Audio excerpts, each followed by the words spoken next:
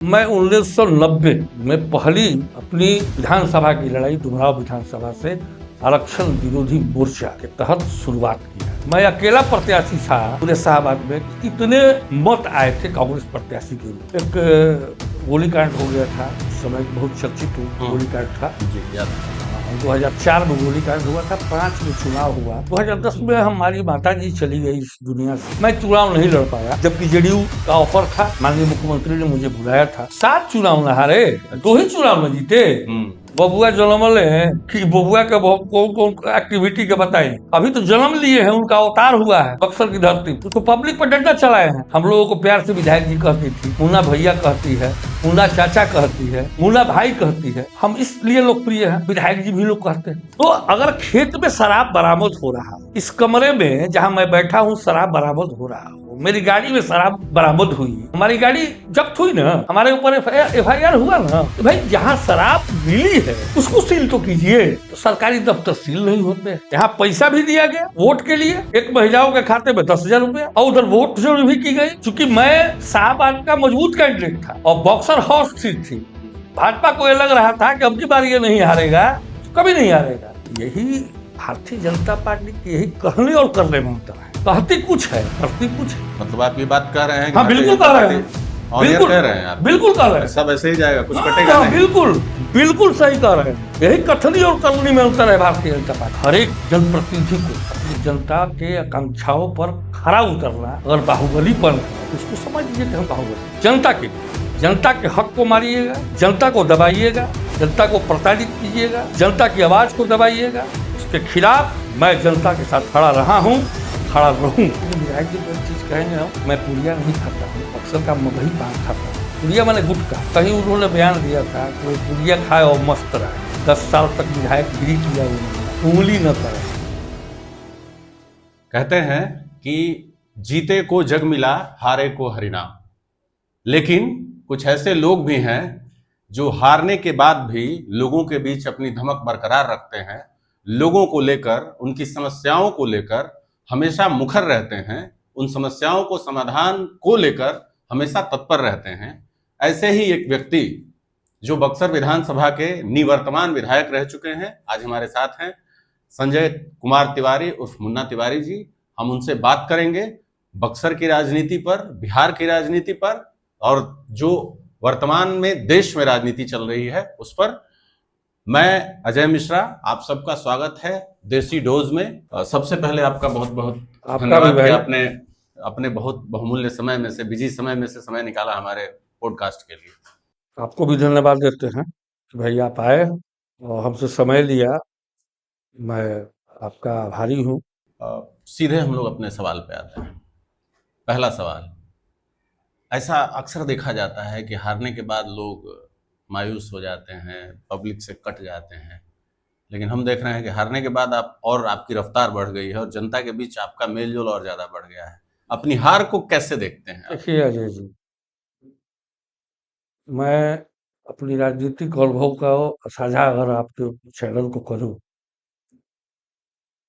तो शायद उस समय आपकी पैदाइश हो चुकी होगी। शायद मैं 1990 में पहली अपनी विधानसभा की लड़ाई डुमरांव विधानसभा से आरक्षण विरोधी मोर्चा के तहत शुरुआत किया। उस समय हार जीत 9,500 10,000 का हुआ करता था।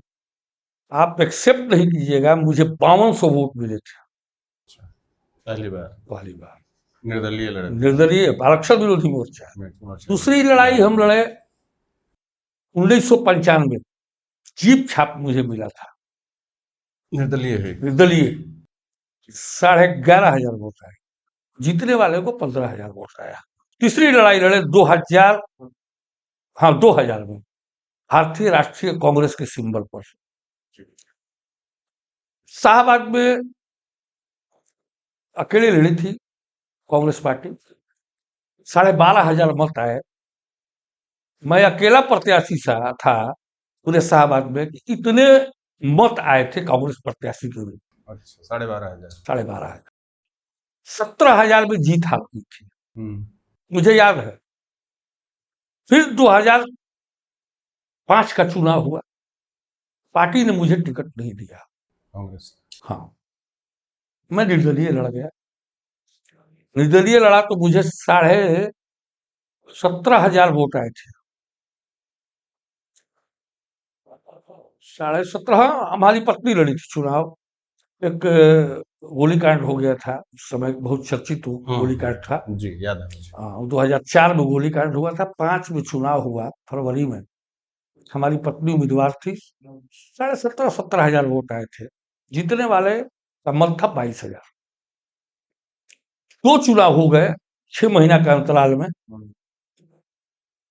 तो दूसरा चुनाव हमारी पत्नी ही लड़ी बहुजन समाज पार्टी से। अच्छा। 21,500 या 22,500 वोट आए थे। जीतने हारने वालों का मत था 25,000।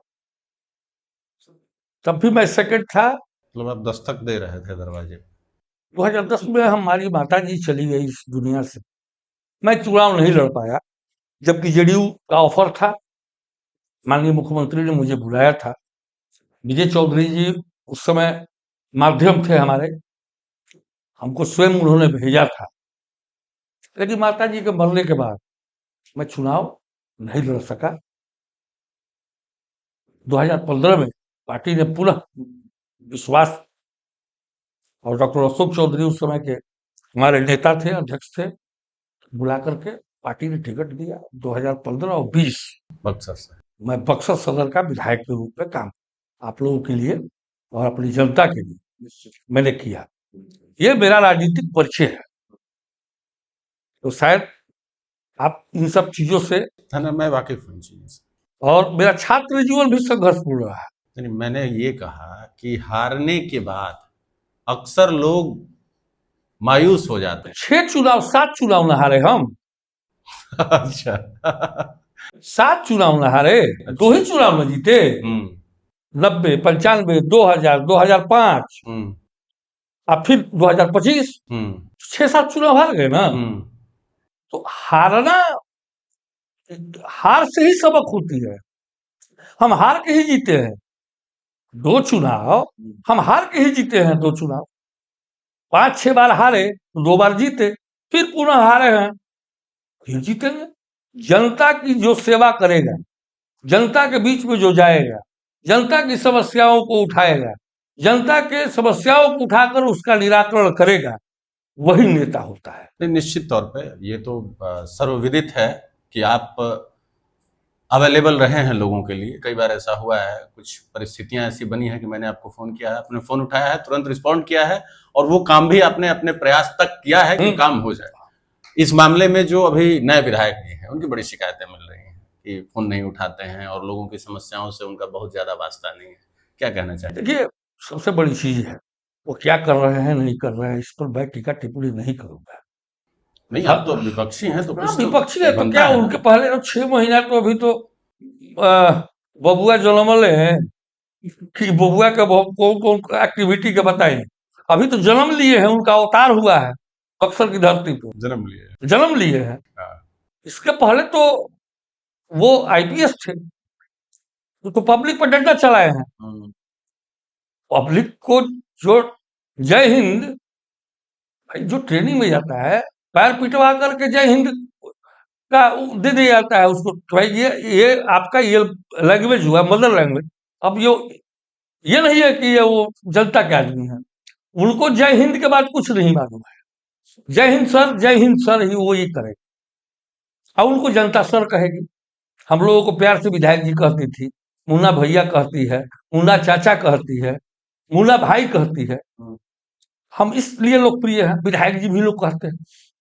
लेकिन उनको तो सर की उपलब्धि मिली हुई है ना, उपाधि। और सर वो कहलाना सर है। पसंद करेंगे। पब्लिक पर जो डंडा चला के आए हैं, उनकी वो उपलब्धि है, ख्याति है। वो जनता के दुख दर्द को कहां तक समझेंगे भाई। एक चीज और, जैसे एक रोड है जासो का, जो जासो से नदाव होते हुए डुमरांव की तरफ जाता है। उस रोड का चुनाव के पहले बड़ा महत्व था, और लोगों का कहना है कि वो रोड एक बड़ा कारण बना आपकी हार का। लेकिन 6 महीने, और इन्होंने उस रोड के मुद्दे को बहुत, जो अभी वर्तमान विधायक जी हैं, उन्होंने उस रोड के मुद्दे को बड़ी जोर शोर से उठाया भी था। लेकिन 6 महीने बीत गए, अभी तक उस रोड पर एक ईंट भी नहीं पड़ा। अब मैं आपको बता दूं, जब मैंने यहाँ की विधायकी, सदर विधायकी जब मेरे पास आई और महागठबंधन की सरकार बनी थी बिहार में, तो उस समय के शैलेश कुमार सुमन जी थे ग्रामीण कार्य विभाग के मंत्री, पहली बार 15 में मुंगेर के इलाके से जीत के आते थे। मैं उनसे मिलने के लिए गया, तो उन्होंने कहा कि विधायक जी, श्रेणी 1 की सड़कें आपकी बक्सर सदर की कोई नहीं है, न ग्रामीण की है और न सदर की है। श्रेणी 1 कैटेगरी 1 का, हाँ, क्राइटेरिया होता है। मैंने बड़ा खेत प्रकट किया, भाई माननीय मंत्री थी सुधा जी, मतलब हमारे पहले दो दो बार माननीय मंत्री थी, भाई श्रेणी 1 की सड़कें काहे नहीं हुई? तो मैंने डिस्कस नहीं करना समझा उनसे, क्योंकि हमसे सीनियर थे और मैं भी नया था। लेकिन उन्होंने एक आदेश दिया चीफ इंजीनियर को कि भाई जितनी भी सड़कें हैं बिहार बक्सर सदर की और ग्रामीण सड़कें, उनका एक सूची बनवा के स्कूल इंजीनियर से आप मांगिए।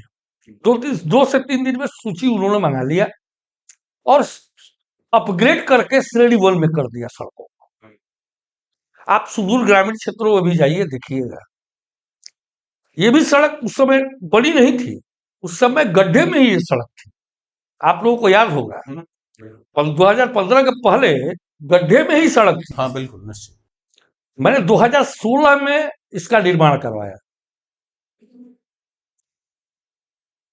फिर सड़क खराब हो गई। विनय कुमार जी सेक्रेटरी थे, अभी किसी विभाग की जिम्मेदारी मिली है इस सरकार में विनय कुमार जी को, उनको याद होगा, अब मुझे तो याद है। मैं उनके पास गया तो उन्होंने कहा कि ये सड़क बनने योग्य नहीं है, इसका कोई प्रमाणिक स्पेसिफिक रिपोर्ट हमारे पास नहीं दे रहा है लोग। दूसरी कार्यकाल की मैं बात कर रहा हूँ, मतलब 19 और 20 की, 20 से 25 के बीच। मतलब 20-21 की बात है। मैंने कहा सर ये गड्ढा है सर, देखिए सर, जगह जगह का फोटो हम लेकर गए थे, वो फाइल भी है मेरे पास। तो मैंने दिखाया, फिर रिपोर्ट लिया उन्होंने, तो 21 में सड़क ये फिर पुनः बनी। एक शिवभजन सिंह कॉन्ट्रैक्टर थे, 21, 22, 23, 24, 25 में ये सड़क 25 आते आते फिर से टूट गई। ठीक। 26 में इसके मार्च में अनुरक्षण नीति समाप्त हो रही थी, 26 मार्च के। उसके पहले 2025 के सेशन में मैंने माननीय मंत्री से सदन में मांग किया था, डॉक्टर अशोक चौधरी जी मंत्री थे ग्रामीण कार्य विभाग, सदन में थे, उपस्थित थे, उसका फुटेज है। मैंने मांग किया, लेकिन उन्होंने खेद व्यक्त किया, लॉबी में बुलाकर हमसे कहा उन्होंने कि मुन्ना भाई, मुख्यमंत्री अनुरक्षण नीति के तहत ये सड़क समय सीमा जब समाप्त होगी तो मुख्यमंत्री उन्नयन सड़क योजना एक आई है, नई स्कीम थी माननीय मुख्यमंत्री जी में ये बनेगी, उसमें इसको हम करा देते हैं। उन्होंने चीफ इंजीनियर, हमारे सामने चीफ इंजीनियर साहब को फोन किया, चीफ इंजीनियर साहब ने उसकी स्वीकृति और यहाँ से पूरी फाइल मंगा के उसकी स्वीकृति, उसमें 4000 फीट नाली भी है, 4000 फीट नाली भी है, जहां से गांव शुरू होता है और जहां गांव टेल एंड में वहां नाली गिरना है, नाली का गिरना है। ठीक है, जहां जहां गांव है, हाँ, जहां जहां गांव है 4000 फीट नाली का निर्माण है उसमें। सरकार के पास पैसा है कि नहीं है, वो तो योजना लगभग स्वीकृत है, मतलब वो आपने ही करवा दिया। हाँ बिल्कुल, हम हाउस का मांग है, तो फिर तब आप तो जनता तक अपनी बात पहुंचाए हैं, असफल रहे तब। पहुंचाए हैं इस चीज को। लोगों का कहना है कि उस रोड में जितने गांव हैं, उन गांव में आपके अपोजिट वोटिंग हुई सिर्फ उस रोड को लेकर, लोग जो कह रहे हैं। ठीक बात है, हम इस चीज को मानते हैं, लेकिन मैंने समझाने का प्रयास किया कि मुख्यमंत्री अनुरक्षण नीति के तहत ये सड़क नहीं बनी, इसको मैंने चौड़ीकरण कराते हुए 4000 फीट नाली का प्रस्ताव हमने सरकार को भेज दिया और उसकी स्वीकृति भी हो गई, उसकी स्वीकृति भी लगभग हो गई। पैसा उपलब्धता के आधार पर सभी सड़क का निर्माण नहीं हो रहा है, पैसा नहीं है विभागों में, इसके चलते ये कार्य शिथिल पड़ा है। तब इसका मतलब ये है कि जो विधायक जी क्रेडिट ले रहे हैं वो गलत है। बिल्कुल गलत है। अभी आप शहर की 3 सड़कें अभी बन रही हैं। ये डीएवी स्कूल का किसका निर्माण कराया हुआ सड़क है? मेरा निर्माण कराया हुआ सड़क है ये। डीएवी से आईटीआई, ये लाइफ लाइन हुई है सड़क। हाँ बिल्कुल, निश्चित तौर पर। और इसके गवाह रमन कुमार जी डीएम हैं। मैं नाम रखता हूं, विसूत्री की बैठक हो रही थी, उस बैठक में मैंने इस सड़क का जिक्र किया 2016 में, और मैं और वो डीएम साहब आकर के उन्होंने आश्चर्य प्रकट किया कि विधायक जी आप कह रहे हैं कि 80 फीट कहीं है, कहीं 90 फीट है, कहीं 110 फीट सड़क है, ये कैसे हो सकता है? अभी तो कहे कि तुम चलिए हमारे साथ। 4 बजे शाम में मीटिंग के बाद हम और रमन कुमार जी जो वर्तमान डीएम थे आकर के उसकी जगह जगह नापी भी कराए। वो आश्चर्यचकित हो गया कि विधायक जी कैसे आपने ये सलमान वो कर लिया।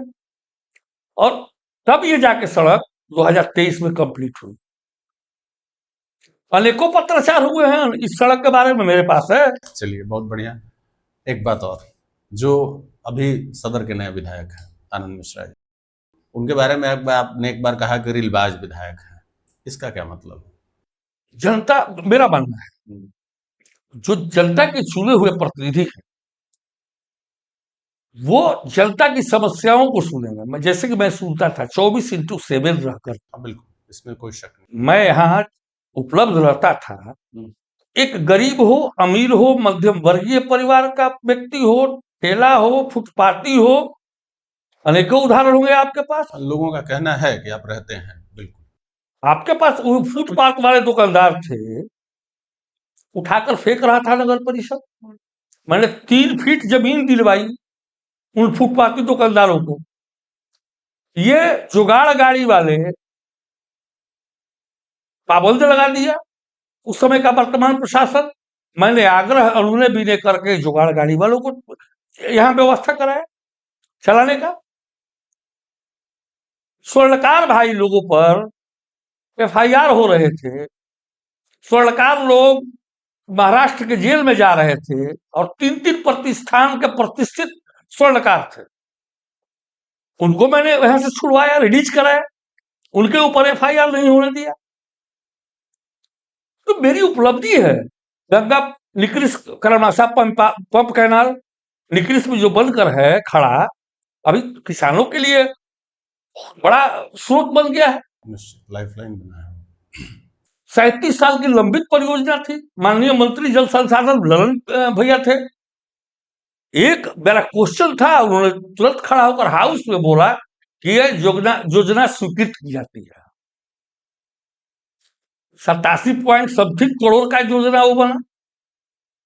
मैंने हर एक खेत को पानी दिया। मुख्यमंत्री के जो हर खेत को जल का निश्चय था, मैंने साकार करके दिखवाया। चौसा में और बक्सर में जितनी स्टेट ट्यूबवेल बंद थी उनका जीर्णोद्धार हमने करवाया। नाट हो, मझरिया हो, बड़का गांव हो, परसिया हो, कुल्हड़िया हो, दल सागर हो, जहां सैकड़ों गांव है उसके उदाहरण। हम तो विकास किए हैं। अभी अभी कुछ देर पहले आप एक प्रेस कॉन्फ्रेंस कर रहे थे, तो जब सरकार की बात आ रही थी, जब मुख्यमंत्री जी की बात आ रही थी, तो आप बड़ी लीनियंट हो जा रहे थे, अधिकारियों पर आप भड़क रहे थे। देखिए, क्या इरादा, मतलब कहीं उधर जाने का? नहीं, इधर उधर जाने का तो आप 15 से सुन रहे होंगे, 16 से, कि अशोक भैया के साथ मेरे वैसे संबंध है, बिल्कुल। मंगल पांडे जी के साथ मेरे अच्छे संबंध हैं, माननीय मुख्यमंत्री से मेरे अच्छे संबंध हैं, हमारे सारे लोगों से अच्छे संबंध है। संबंध होना, आदरणीय माननीय नित्यानंद राय जी से मेरे अच्छे संबंध हैं, निशिकांत दुबे जी से संबंध है, सतीश दुबे जी, तो संबंध मतलब क्या, मतलब भाई आदमी जनप्रतिनिधि रहा है। नहीं, अचानक से जैसे आप अधिकारियों पे भड़क रहे थे, और जैसे ही मुख्यमंत्री की बात आ रही थी, आपकी आवाज जो थी वो कानून जो बनता है सारे व्यक्तियों के लिए, सर्वहारा के लिए बनता है। कानून तो एक लोगों के लिए नहीं बनता है। तो अगर खेत में शराब बरामद हो रहा हो, इस कमरे में जहां मैं बैठा हूं शराब बरामद हो रहा हो, मेरी गाड़ी में शराब बरामद हुई, हमारी गाड़ी जब्त हुई ना, हमारे ऊपर FIR हुआ ना। तो मेरा यही मांग था कि भाई जहां शराब मिली है उसको सील तो कीजिए। तो सरकारी दफ्तर सील नहीं होते हैं। तो इसमें तो सरकार भी इनिशिएटिव ले सकती है कि भाई सील कीजिए उसको। बिल्कुल। तो मैंने पत्राचार किया और मैं जानता हूं सब राज्यों को। इसीलिए मैं वहां ये बात कहता था कि नहीं, वो निष्पक्ष व्यक्ति है, वो हकीकत समझ जाएंगे, जान जाएंगे जिस दिन, पखिया उधेड़ तो जाएगी। आपको लगता है कि सील हो जाएगा? सील हो ना हो, हमको मिलना है पहले उनसे।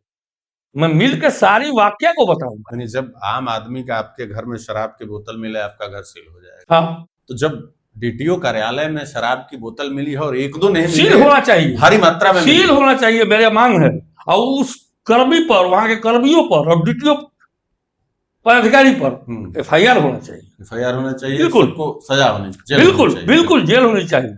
ये आप डिमांड कर रहे हैं हाँ, सरकार डिमांड से? है मेरा। चलिए, बहुत अच्छी बात। अब एक बात और, अब हम आते हैं जो वर्तमान देश की राजनीति है। जैसे बक्सर में क्या हुआ कि विधानसभा चुनाव थे। इस बार का जो विधानसभा चुनाव था, उस चुनाव में लगभग 30,000 नए वोटर जुड़े। और ये सिर्फ इत्तेफाक है या जो कहिए कि वो 30,000 वोट बीजेपी को गए। आप इसको कैसे देखते हैं? 10,000 रुपया कहाँ गया? जो हर एक महिलाओं के खाते में 10,000 रुपया है, उसको क्या मानते हैं आप? तो मतलब जो आपकी पार्टी कह रही है कि वोट चोरी हो रहा है, वो सब गलत है? नहीं, वोट चोरी है। दोनों में से, SIR नहीं, 10,000 दोनों में से क्या है? नहीं, दोनों है। 10,000 का प्रभाव है कि वोट की दोनों चोरी है, हो? दोनों है।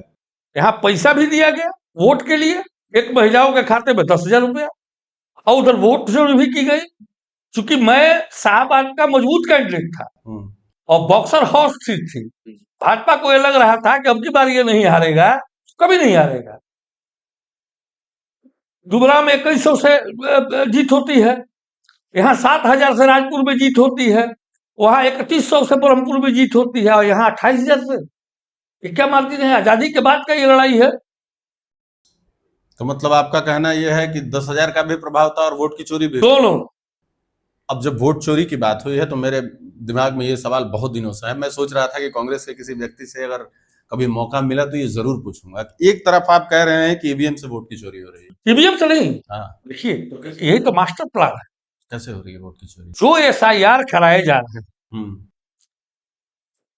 आप भगवान है क्या? भगवान कोई कैसे हो सकता है? कोई नहीं हो सकता है। नहीं हो सकता है। भगवान भगवान है। बंगाल और बिहार, आपका मिशन था एन केन प्राकृतिक सत्ता हासिल करना। आपने सत्ता में हासिल कर लिया। नीतीश जी को यहाँ से किसी दबाव में बना करके आपने यहाँ से हटा दिया, बंगाल जीत लिया आपने।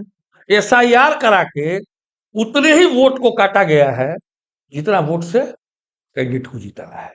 नहीं, ये चीज समझ में नहीं आ रही है। जैसे 28,000 वोट बक्सर में नए, तो आपको एक तरफा कैसे मिल गया वो वोट? यही तो प्रश्न है। यही तो मेरा प्रश्न है आपसे भी कि भाई 28,000 जो वोट मिले, जो 28,000 नए जुड़े, सब एक ही पार्टी को, एक ही पार्टी को कैसे चले गए?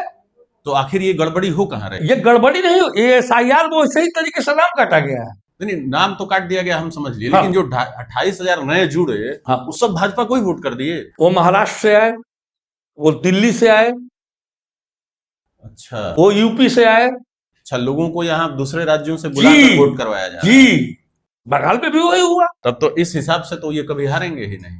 तो देखिए, यही तो खेला चल रहा है, यही तो नेता हमारे बोल रहे हैं। देश में आज आपात स्थिति क्यों है?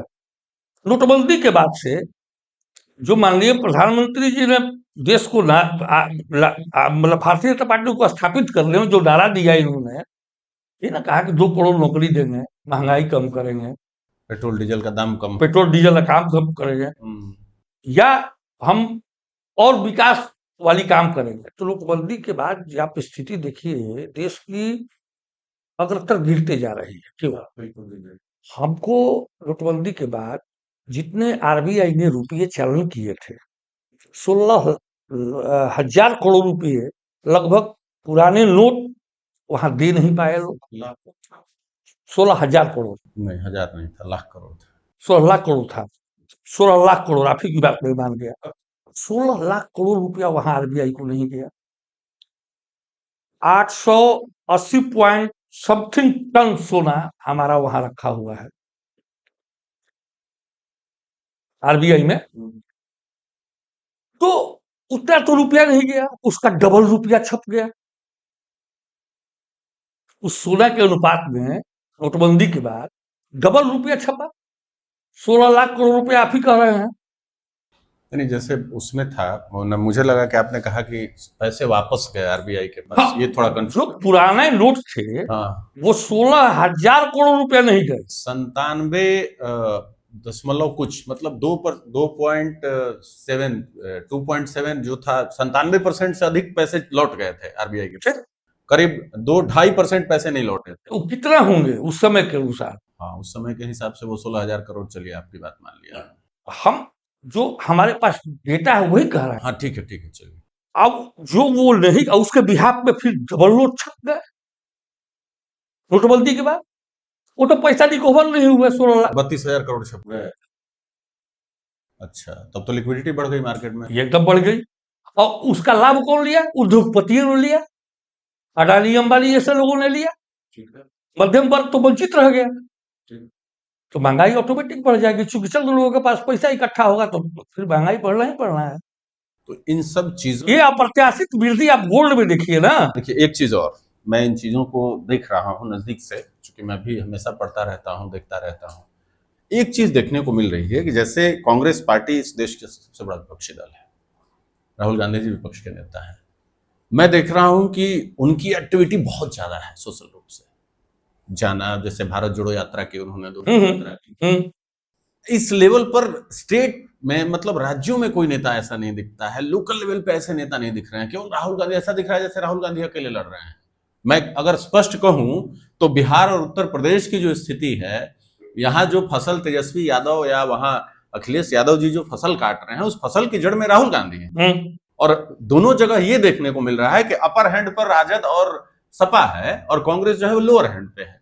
ऐसा क्यों हो रहा है? क्यों जो कांग्रेस की लीडरशिप है राज्यों में, वो कहां फेल हो रही है? देखिए, फेल नहीं हो रही है।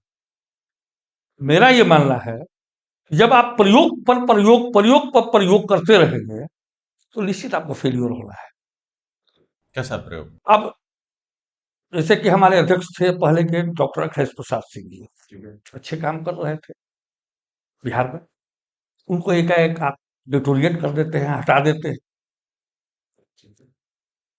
और किसी दूसरे को मौका दे देते हैं। मौका देना अच्छी चीज है, लेकिन फायदा किससे हो रहा है पार्टी को?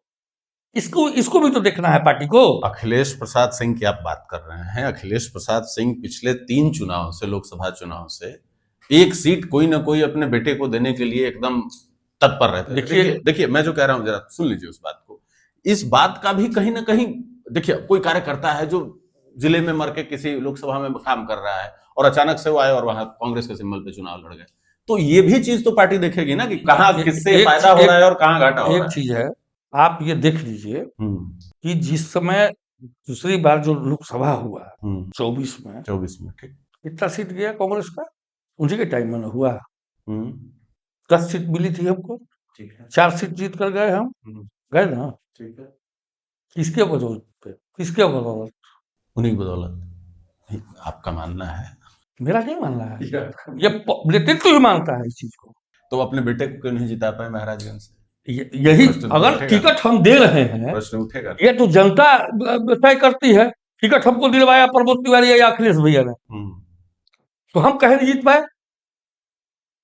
ये कोई बात नहीं, जनता मैंडेट देती है। 2 बार विधायक रहे ना, जनता मैंडेट देती है। आप 2 बार विधायक, जनता हराती और जिताती है। हाँ, ये हो सकता है कि ये हो कि अखिलेश जी के बेटा है, इनको हराया जाए। ये नहीं हो सकता है। ये पब्लिक का मूड हो गया होगा। टिकट देना, ये अभी वंशवाद के लोग खिलाफ बोल रहे हैं। क्या निशांत जी बने हैं स्वास्थ्य मंत्री? ये वंशवाद नहीं है क्या? बिल्कुल। फिर इससे कैसे इनकार? तो टिकट देना परिवारवाद नहीं है। अगर नेतृत्व तैयार हुआ तब ना टिकट मिला उनको। नेतृत्व हमारा तैयार नहीं होता, टिकट नहीं मिलता।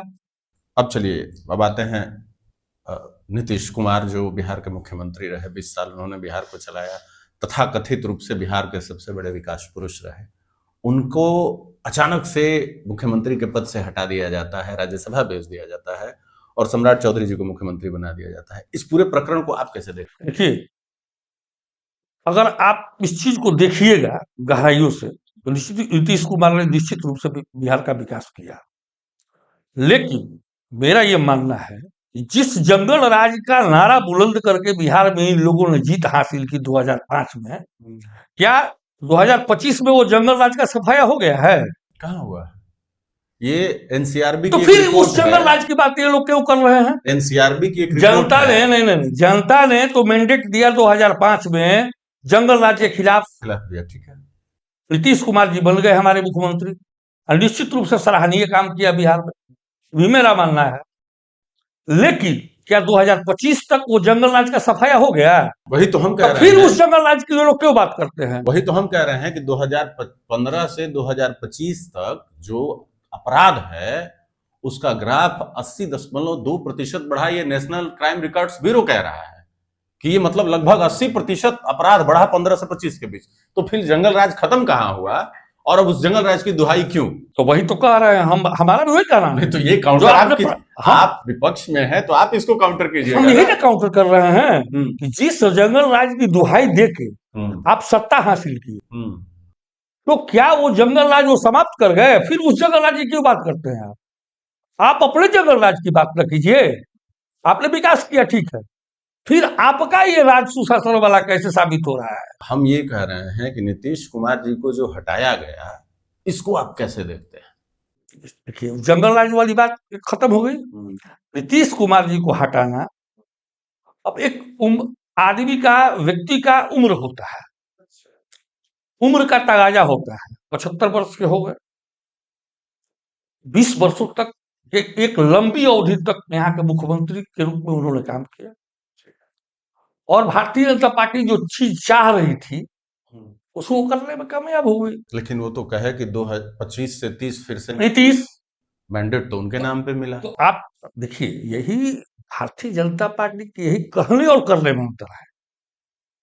कहती कुछ है, करती कुछ है। मतलब आप ये बात कह रहे हैं कि हाँ, बिल्कुल कह रहे हैं, बिल्कुल कह रहे हैं आप, बिल्कुल कह रहे हैं, सब ऐसे ही जाएगा, कुछ कटेगा नहीं। बिल्कुल बिल्कुल सही कह रहे हैं। यही कथनी और करनी में अंतर है भारतीय जनता पार्टी का। और यही जो कांग्रेस है, वीडी सतीशन को केरलम में मुख्यमंत्री बना दिया गया। 61 वर्ष की उम्र है, बहुत पुराने वर्कर हैं पार्टी के, समर्पित कार्यकर्ता के रूप में वहां उभरे हैं, हम लोग भी जानते हैं। और वर्तमान लोगों को पार्टी ने दरकिनार कर दिया और वहां की जो जनता की मांग थी उसके नाम, उन लोगों के कहने पे वीडी सतीशन को मुख्यमंत्री बना दिया गया। तो यही भारतीय जनता पार्टी और कांग्रेस में यही अंतर है। मतलब नीतीश जी को उनकी उम्र की वजह से हटा दिया? बिल्कुल, उम्र ही ये हाँ, उम्र के कारण। और क्या आरोप है नीतीश जी पे? तो नीतीश जी की उम्र कहाँ मोदी जी से ज्यादा तो नहीं है? मोदी जी से ज्यादा है, 72 के मोदी जी हुए। अच्छा, मोदी जी 72 73 के, 75 76 के ये हुए। उस हिसाब से 2-3 साल में तब तो मोदी जी को हट जाना चाहिए। 77 में, हाँ बिल्कुल, 75-77 में हट जाना चाहिए। 16 संन्यास लेना चाहिए। हाँ? आपको लगता है ले लेंगे? हाँ, लेना चाहिए, ले लेंगे कि नहीं ले लेंगे अभी तो उनके ऊपर निर्भर करता है। लेकिन मुझे लगता है कि नीतीश कुमार जी को राज्यसभा भेज के सत्ता हासिल करना भारतीय जनता पार्टी का ये आखिरी तमन्ना था कि बिहार में भारतीय जनता पार्टी का मुख्यमंत्री हो और गोमुख से गंगा सागर तक इनका एक छत्र राज हो। ये सब तो पॉलिटिकल बातें हैं, आप भी समझते हैं, हम भी समझते हैं। गोमुख से आप जो गोमुख से जानना चाहते हैं वो आपके चैनल के माध्यम से हम पब्लिक को ही बता दे रहे हैं। ये तो पॉलिटिकल बातें हैं। हाँ, गोमुख से गंगा सागर, खुश करने वाली, कार्यकर्ताओं को खुश करके, हाँ, बिल्कुल, इस तरह से अपने काम के लिए यूज करना, इस तरह की चीजें, तमाम चीजें। ये जो SIR जो है चल रहा है देश में, इस SIR की जो प्रक्रिया है, ये प्रक्रिया बीजेपी का कहना है कि पहले भी हो चुकी है। पहले देखिए, पहले जो हो रही थी, पहले में अब में अंतर है। सारे संस्थानों पर भारतीय जनता पार्टी ये कब्जा है, चाहे वो सुप्रीम कोर्ट हो, CJI हो, चाहे ECI हो। तो CJI पे तो ये तो बहुत बड़ा इल्जाम हो गया। काहे नहीं हो? अरे सारा प्रमाण अवेलेबल है, उसके बावजूद भी आप कोई न्याय नहीं दे पा रहे हैं। बिल्कुल 27 लाख लोग गए वहां पे कि भाई हमारा नाम जोड़ा जाए, बोलिए। कहा कि अगली बार वोट बोलिए। देगा। ये तो कहीं से भी ये चीज हजम नहीं हो रही है कि ये गलत हुआ है। बोलिए। 27 लाख लोगों को हम लोग अधिकार से हम लोग माननीय न्यायालय को मानने वाले हैं, संविधान को मानने वाले हैं, और जब वो लोग जाते हैं वहां से निराश होकर वापस आते हैं तो हम सभी जनता क्या करेंगे बताइए। हम देखिए, आरोप हम नहीं लगा रहे हैं, जो वहां घटित घटनाएं हुई हैं उनको ही मान करके हम ये बात कर रहे हैं।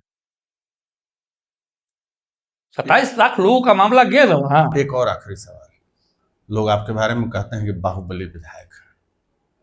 देखिए, ये बात कहां तक सही है? देखिए, मैं बाहुबली नहीं हूं। मेरी ताकत जनता है, और हर एक जनप्रतिनिधि को अपनी जनता के आकांक्षाओं पर खरा उतरना अगर बाहुबलीपन है तो उसको समझ लीजिए कि हम बाहुबली हैं।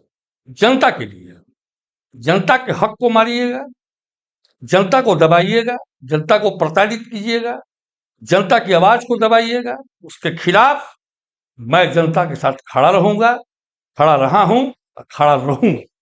एक बात और, अब ये हम लोग का समय लगभग पूरा हो रहा है, बस आखिरी एक सवाल ये, अच्छा ये बताइए, जो नए विधायक जी हैं बक्सर के, इनको कैसे देखते हैं आप?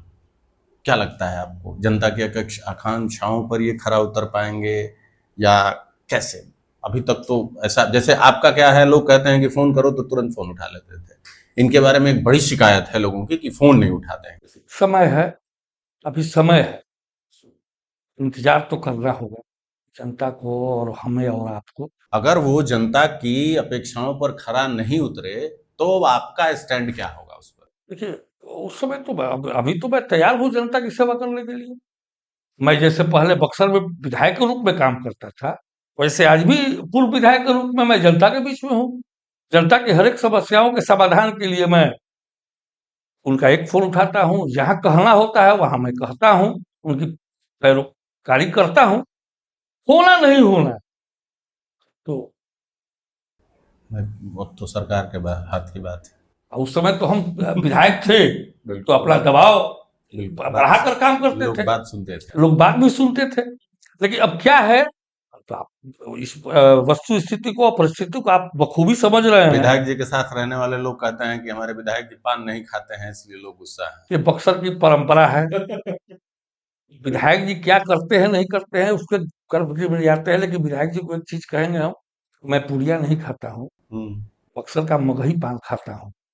क्या नहीं खाते हैं? पुड़िया मैं नहीं खाता हूँ। पुड़िया? हाँ। अच्छा अच्छा।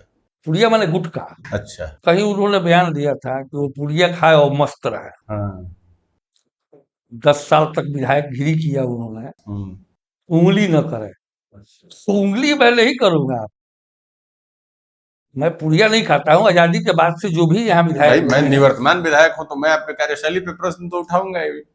अभी समय है, लेकिन एक चीज है, मैं उंगली न करता हूँ और न उंगली कराना बर्दाश्त, मतलब उंगली करना बर्दाश्त करता हूँ। मेरा तात्पर्य ये है कि आप अगर गलत करोगे, जनता की नहीं सुनोगे, तो उस आवाज को मैं उठाऊंगा। ठीक है। उस जो अधूरे काम है मेरे, मैं उसको इस सरकार के रहते मैं प्रयास करूंगा कि मेरे अधूरे काम पूरा हो जाए। मुझे भी उम्मीद है कि जो जासो रोड का जो प्रॉब्लम है उसके लिए आप जरूर लड़ेंगे और उसको पूरा भी करवाएंगे। अभी सुनील कुमार जी बने हैं जी। पूर्व शिक्षा मंत्री थे, अभी ग्रामीण कार्य विभाग उनके जिम्मा आया हुआ है। हम प्रयास करेंगे और तो सचिव से भी मिलेंगे। हम्म। साहब ये फाइल होगी आपके पास, जो दिखवा करके अविलंब काम अब करा तो दीजिएगा। बक्सर से जो चुनाव लड़े थे मिथिलेश तिवारी जी शिक्षा मंत्री बने। अच्छा अच्छा है, अच्छा है। आप बक्सर खुश के लिए हैं? हाँ, हम खुश है, काहे नहीं खुश रहेंगे। लग रहा है बढ़िया करेंगे। हाँ, बढ़िया करेंगे। बहुत बहुत धन्यवाद आपका, आपने अपना बहुमूल्य समय दिया हमको, हमारे साथ इतनी बेबाकी और खुलेपन से बात किए, इसके लिए चलिए, बहुत बहुत आपको भी धन्यवाद धन्यवाद। आपका। नमस्कार।